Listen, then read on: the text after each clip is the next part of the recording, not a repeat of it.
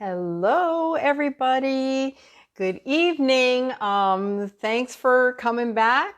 Excited to be here for night 4 of the FeelFab 3R Protocol mini course. So hopefully, I know some of you have been on different evenings, and if haven't had a chance yet, all the videos are posted in the group. So hopefully at some point you'll get caught up a little bit if you haven't had a chance to do that yet. So, but welcome. I kind of went over last night what I'm going to be doing tonight, but tonight we're going to be busting some confusion around some of the current diet trends. So you'll get my take on them and the good, the bad, not too much ugly. So hopefully we'll have a little bit of fun with that. And, just kind of give you overall philosophy as far as choosing what is going to be your personalized diet. And that's really what it comes down to, is eventually we want to personalize our diets. We want to know what's right for our body. It's going to be in our taste and the things that please us that are also going to nourish us, which we were talking about last night. So just for a little recap, in case there's some brand new people here tonight, or you're watching this one for some reason instead of the other ones in sequence. So really what I've been going through this week in the mini course is the 3 R's of my 3R protocol. So on Monday night, other than kind of an introduction to what I want to accomplish with the group and how I want to help seasoned women into the second half of their life, really have a vibrant, healthy lifestyle, and kind of guide them along that course and help them achieve, if weight loss is a goal, if just getting healthy. I mean, we all have different goals. So whatever that is, to kind of coach and work with people and help them achieve those goals. So Monday night, we went through the first R of the 3R protocol, which is relax.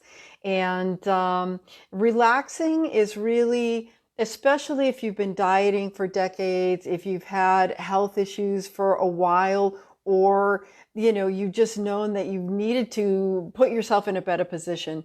So basically what I want to do is in relaxing, there is a physical aspect, and it ends up being psychological as well. If you just take a breath, you relax, and you trigger a more parasympathetic nervous system versus your sympathetic nervous system, which is the fight or flight.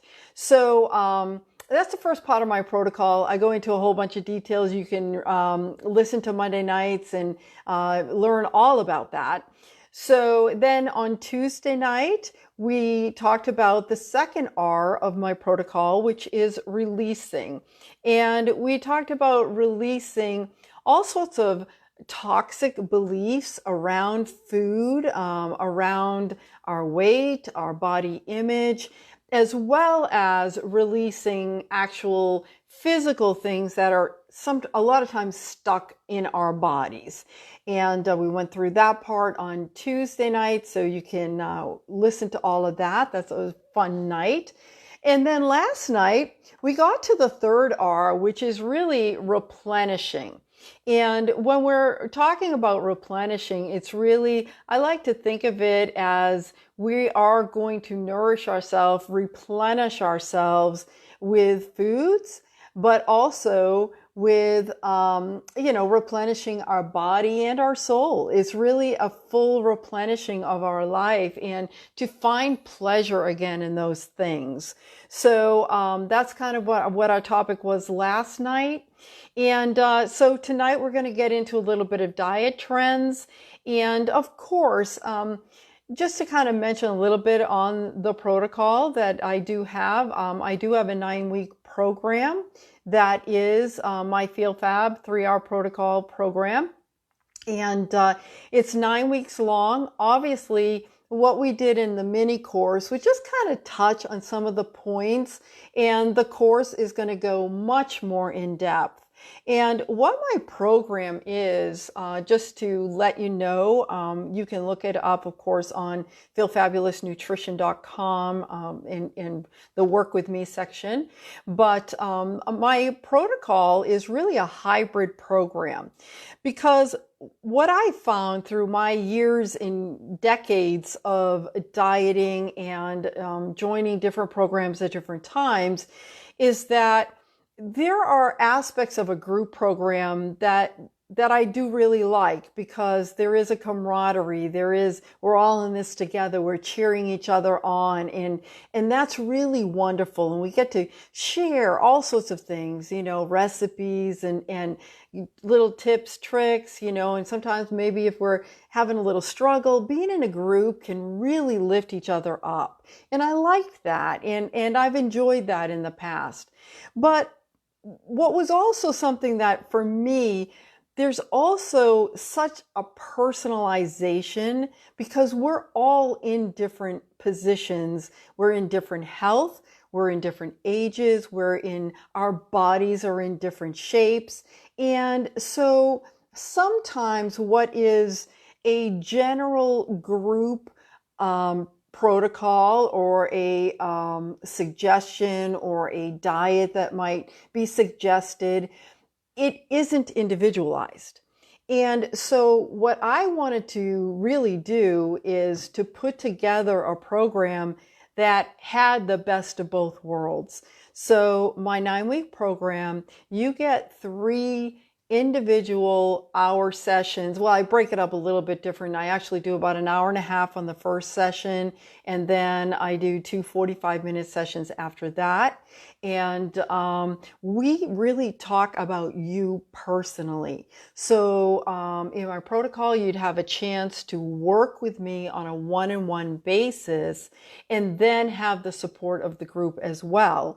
And then there's weekly calls and things like that. So that's kind of what I put together for the program. And so the things that I'm touching on during this mini course is just kind of scraping the surface of things. So get into much more details within the program, have a lot more fun and things like that. So later on, probably tomorrow night and a little more Monday, I'll talk a little bit about the program some more. I do have some specials that I'm going to offer anybody who has an interest in really working with somebody, because you're at a point that you're ready for this, and you want to change things. You want a paradigm shift. You want to live the second half of your life in a little different position than the first half or the last few decades. So anyways, but we're not here to really talk a lot about that, but I just want to kind of throw it out there. Of course, that is available. And I do private coaching as well. So if that's something that would interest you, I'd be more than happy to talk to you about that as well. So let's bust some confusion in current diet trends. So I talked a little bit about, and I'm not going to spend a lot of time on this one, because I think that most seasoned women who have done any research or at all really kind of know that the calorie kind of a diet where you're counting calories, and so you exercise, count your calories, lower your calories, and you'll lose weight. I think most of us kind of know now that that is a very, very antiquated model. If it worked or had worked, then none of us would probably be here having this discussion tonight. So it didn't work, and there's a lot of reasons for that. And the biggest reason is that a calorie isn't a calorie. There are components to our food, and last night we talked about nourishing ourselves with really wholesome, organic, whenever possible, type foods that will have as many nutrients and vitamins, nutrients, minerals, everything that we need to have our body function optimally.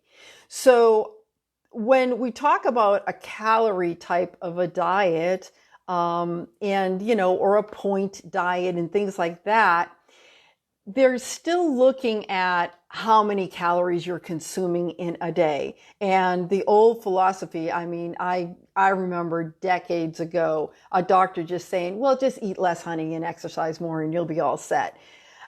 Okay, so I did that. I was starving all the time. But the problem is I can eat 100 calories of broccoli and I can also eat $100. There we go. 100 calories of a candy bar. Now, do you think really that my body is gaining the same nutritional value from those two different foods? Absolutely not. And I think we pretty much know that. So, but when I say we know that, I believe a lot in our intuition and our intuitive sense about what's right for ourselves. And I think internally, we just always knew, of course, that didn't matter. But when the companies that put a lot of these type of programs that are still calorie based together, they even have like a lot of packaged food. So here you are eating a processed, boxed, fake food for the most part, unhealthy type things, but it has the calorie count that they're trying to achieve through the program. For me, that's crazy. That's crazy. So hopefully you're not in that kind of a program, or if you are, I'm sorry. Any program, I just want to make this point too. Any program potentially can give your body a short-term loss, a short-term like, oh, this is different, and so maybe you've lost 5 or 6 pounds. You're like, oh my gosh, this must work. Sustainably living this in your life, nourishing your body may lose some water weight and different things, but it's not being nourished. And if it's not being nourished year after year after year, and there's more and more inflammation, down the road, you're going to have the diseases. And we know this by the epidemics we have of pre-diabetes and cancers and heart disease and all sorts of things. So that type of a program really doesn't work. It's quality, quality, quality. And when you're really eating high quality foods, you can actually have more calories and still maintain a normal weight for your body and whatever that normal weight is for you. So anyways, that's the calorie and exercise kind of a thing. That's just put that to bed. And then we have diets that are like the Atkins diet. And the Atkins diet, again, can have some immediate results in that you're going to, in many cases, if you do a big switch over to really having proteins. Now, I believe that Atkins actually had a lot on the right track. I think some of the issues with it, as in many of these programs, is that how it ends up being interpreted and how people actually follow the diet really goes awry. And I think that that's a lot with Atkins, because if you really read, like I've read his books, and if you really read them cover to cover and analyze what he's trying to say, it's not that bad of a program to follow. But unfortunately, people stop in the beginning like, okay, I'm going to go and have a 40-ounce steak, and I'm going to eat as much as I want of all of this. It is really a high protein and a lot of fats. And there wasn't a big, or most people who follow it are not making the distinction between healthy, good for you fats and just any old fat. So fried chickens and all sorts of things, that the quality was not there. And people way overate proteins for the most part on the Atkins diet. And that can cause a lot of inflammation. Too much protein. I mean, proteins that you really want that sweet spot on protein. You want to have enough. You don't want to have too much. And the quality of the protein is really key, especially when you're talking about animal type products, that you definitely want your proteins to be the grass-fed, the all natural, no hormones, no antibiotics, no all those things that many of the conventional foods and our fast foods and unfortunately our restaurant foods, they're not that way. So that was a big problem with the Atkins kind of philosophy.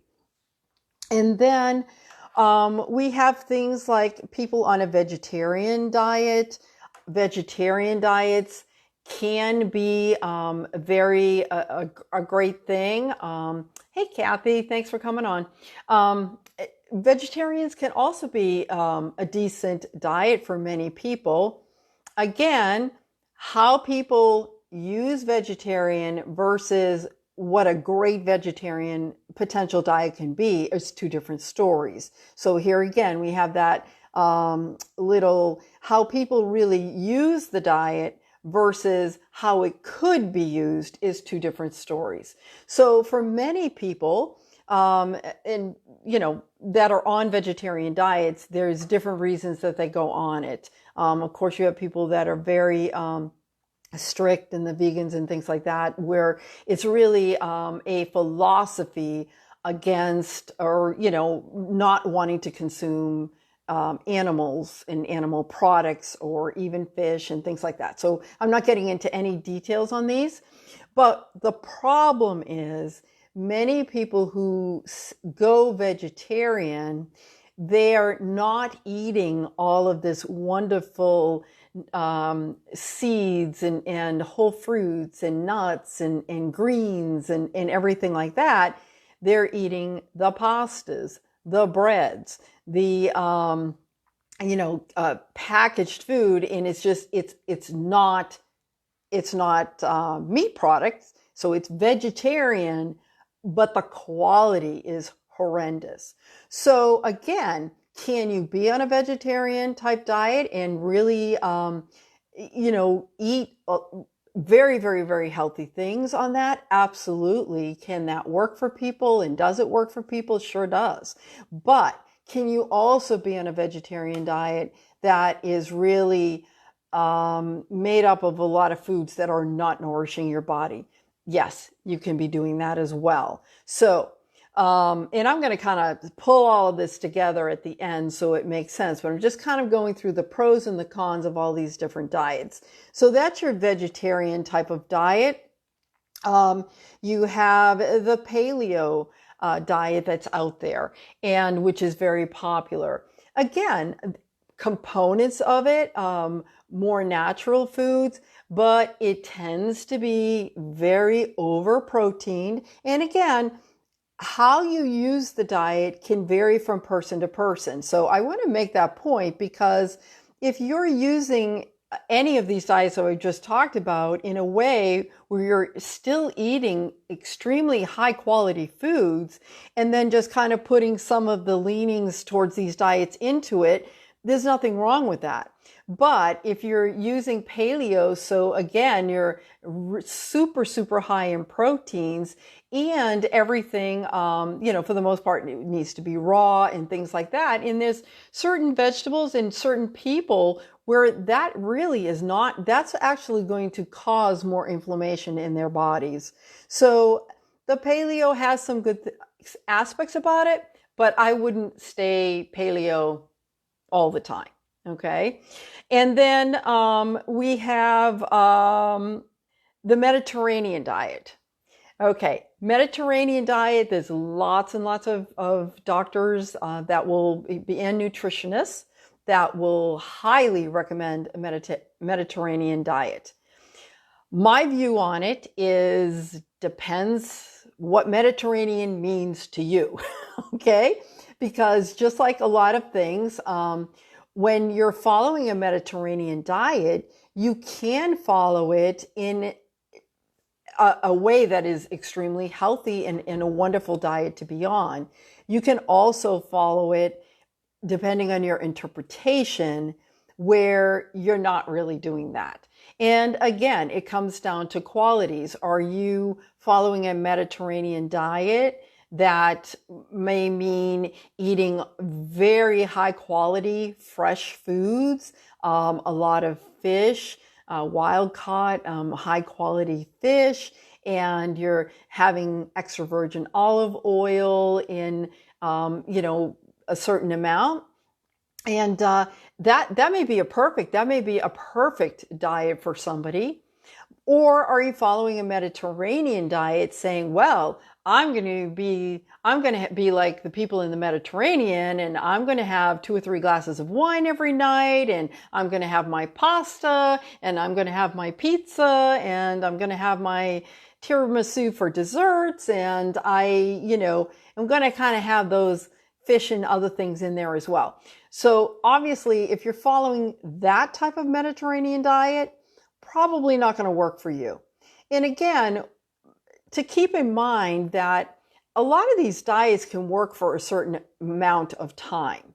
But if we want something that's going to be sustainable, which is what I am talking about in my protocols, is this is something that you can have for life, then if you're eating foods that are causing inflammation, are not going to nourish your body for the long term, then it's not going to serve you well. So that's my take on the Mediterranean.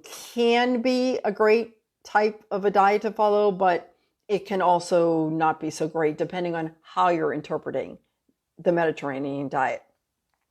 And then the last ones I want to talk about tonight is the keto, because keto is hot in the diet world, in the nutrition world.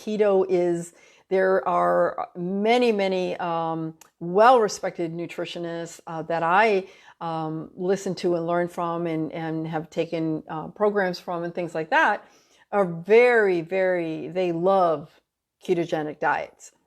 So I have a couple of things that I want to say about that, and it's kind of funny because I've known about ketogenic diets for quite a while, really since I started all of my nutritional training, so it's not unfamiliar to me or anything. I've actually been around it, but for the mainstream, I think it's really gained its popularity in the last couple of years, where really everybody knows in a way what the ketogenic diet is. The problem is even a lot of the nutritionists are changing how they do the keto from what they were recommending originally. And the reason is, just like some of the other diets that I talked about earlier, there's a way to do keto that can be longer lasting. And there's a way to do keto that really is just not a healthy way to do keto at all. So I have one of the problems that I have with keto is a little bit of the mindset piece of it, because a lot of the people that I know that are following keto, they are so stressed out by measuring their ketones every single day to see if they're in the ketogenic state or if they're not. And this is nutritional ketosis. We're not talking about any sort of issues. It's not. There's nothing wrong with being in nutritional ketosis. So, but what happens is there's this franticness about measuring that every single day, which is, in my view, raising your stress levels. If you're raising your stress levels by trying to nourish your body, that's counterintuitive. So that's one of the things just on the surface that I'm not crazy about. The other thing is that many people will go ahead because they want to have very, very low carbs, and depending on who is suggesting and how they're doing their keto, because there's a lot of different varieties in that. Some of them, they'll be suggesting like under 10 grams of carbs. And so what ends up happening is that people stop eating vegetables and salads and all of these wonderful foods that really nourish our bodies for long-term health. They stop eating them. So all they're really doing is having a very high protein and very high fat diet. They're not necessarily eating all of the good quality fats. They're eating any fat because fat's okay. And fat is fine. I mean, fat doesn't make you fat. We know that now. I mean, there's so many scientific studies there. So there's nothing wrong. We need fat in our bodies. We need that. There's nothing wrong with having fats. But getting fats from an avocado or walnuts or pumpkin seeds or different things like that is very different from getting fat that is a corn oil or a canola oil that's been heated to 400 degrees and fried your chicken in it. Okay, so I hope that's making sense to everybody. So there's a huge difference. And also, I talked about a little earlier, we want that sweet spot for protein. So yes, we do need adequate protein. And there are certain people in certain phases of life, they might need a little bit more protein. And so that's fine. But gorging on protein, again, that is going to ultimately cause inflammation in your body. So yes, your ketone level may be looking great, but what you're actually doing to your body isn't necessarily going to be beneficial long term. So that's my big problem with the keto. But I do feel that keto, and I'm going to kind of bring in fasting a little bit, I think they are great tools and they can help move a needle. So, because what going on a keto diet is basically kind of mimicking fasting. It's without the fasting, but it's mimicking, and there's so many different variations of it. So for somebody who has maybe insulin resistance, and they also call it metabolic syndrome and things like that, having a temporary time that you are keeping really an eye on, I call them sticky carbs, really kind of eating your vegetables and just kind of keeping your fruits to berries and things that are lower sugar, and keeping your vegetable things to be the ones that have the most fiber in them and that don't have no stickiness, like the sweet potatoes are wonderful food. But there may be a time that if you need that little extra, that you might want to eliminate some of those foods for a while. So you would, in a sense, be keeping your carbs lower than you might on a long-term sustaining. So I think there is a time where it makes sense that you might want to eat a little more ketogenic. But that really, again, is individualized, like I talked to in the beginning, because not everybody needs to do that, and it might not be right for everybody. If there's certain conditions that people have, sometimes if there's kidney issues or thyroid issues and things like that, you don't necessarily want to go on a ketogenic. And I think it should be used as a tool once in a while, not as in a lifelong, daily kind of diet that you want to have for yourself. So It can have useful aspects, but you need to do it the right way. And I don't think you should do it all the time. And now many of the experts, excuse me, that really do recommend the keto, they're also talking about cycling it. So they're talking about either some of them will say once a week you should have a refeed kind of a meal where you're having a higher carbohydrates. Now here again, is that a bad thing? Depends. I mean, it depends on what the philosophy is. If it's like, okay, on Sundays, you can have more carbohydrates. So you just go out and you eat a pizza for lunch and you have, McDonald's for dinner. And all of a sudden you eat all of this garbage food.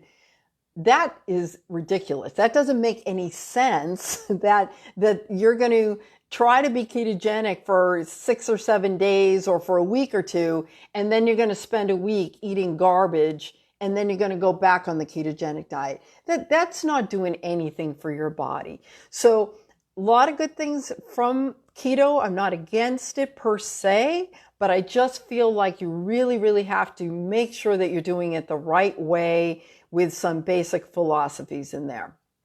And fasting, of course, is another tool. I feel like it's a tool. And I think that it should be used at the right time. I don't look at fasting as something that is if someone is making a transition from really cleaning up and starting to eat much healthier foods, trying to look at, moving to more organic foods and things of that nature. Many times fasting is used as well, if I fast and don't eat for a day, I'm starving myself. I'm lowering, it's back to that calorie mentality. I'm lowering my calories. So if I do that, then of course I'm going to lose some weight. If you're going to fast in that way, I absolutely do not recommend fasting at all. That is not what fasting is all about. The pros of fasting is we're really giving our bodies a break. And there's something called autophagy, which is when we don't have food for a certain amount of time, our body will pretty much search, and this, I'm saying this very much in layman's terms. There's a lot of much more scientific ways to say this, but just for to get the point across, our body will start to feed off of itself, and it will clean up some of the garbage cells that we have in our bodies.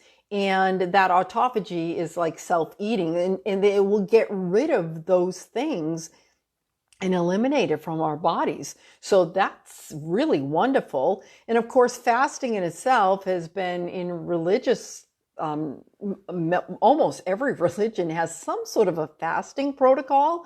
And so it's been done for years, for centuries, and there's really nothing wrong with having a break from having food.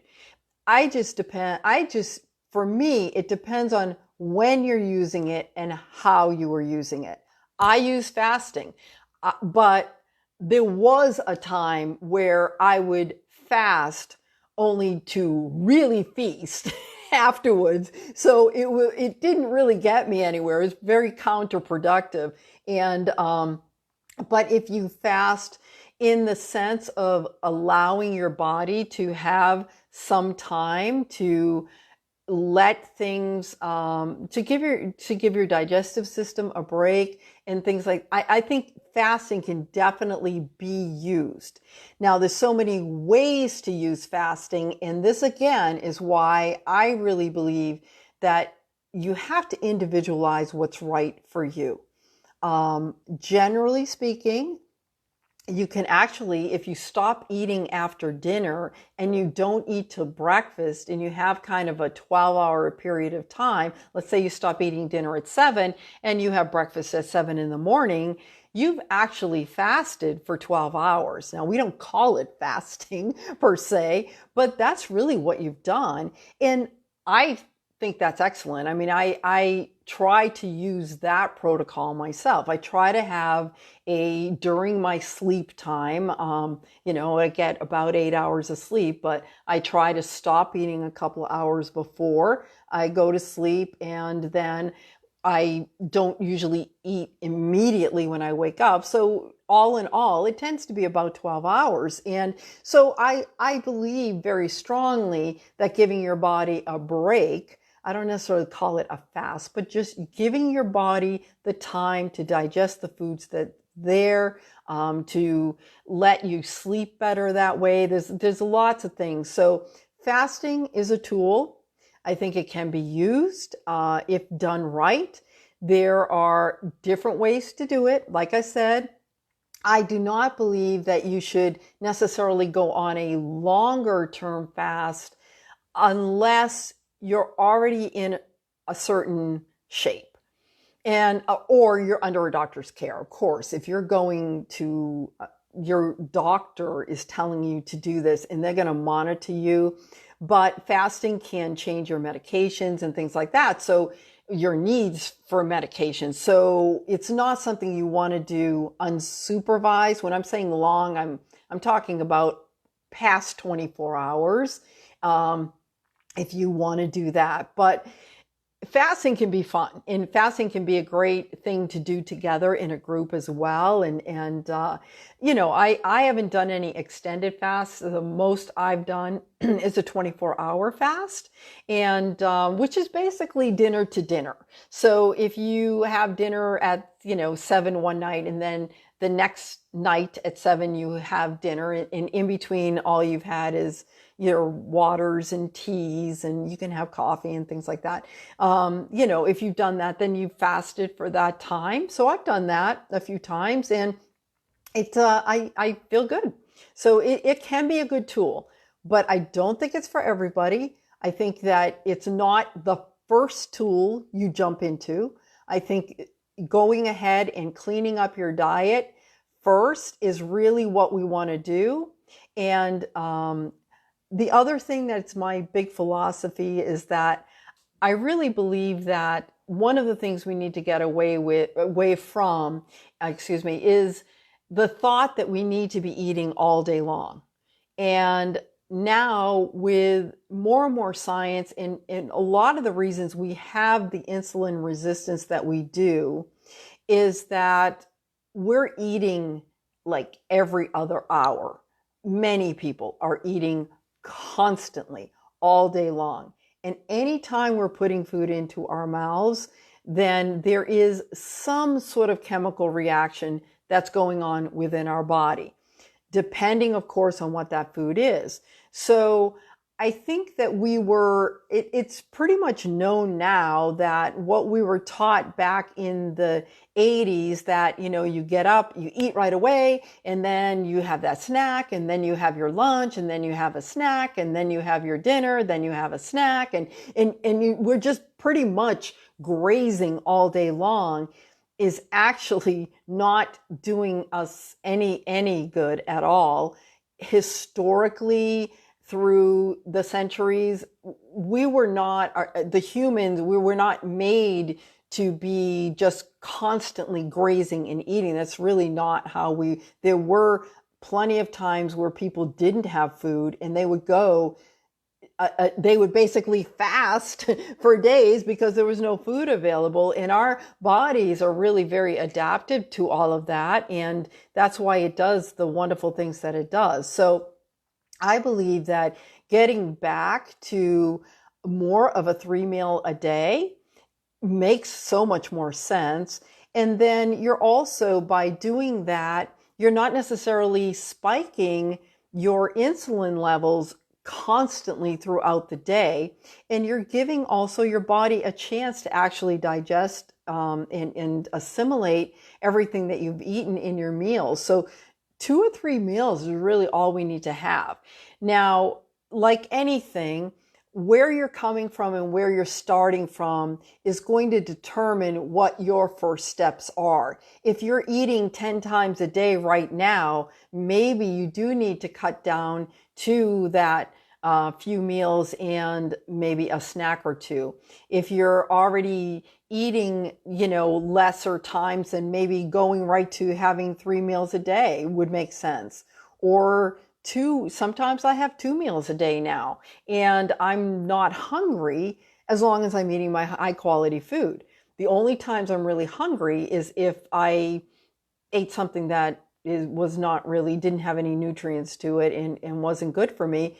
And then my reaction, my body will then start to crave. So anyways, hope all of this made sense. The pros, the cons.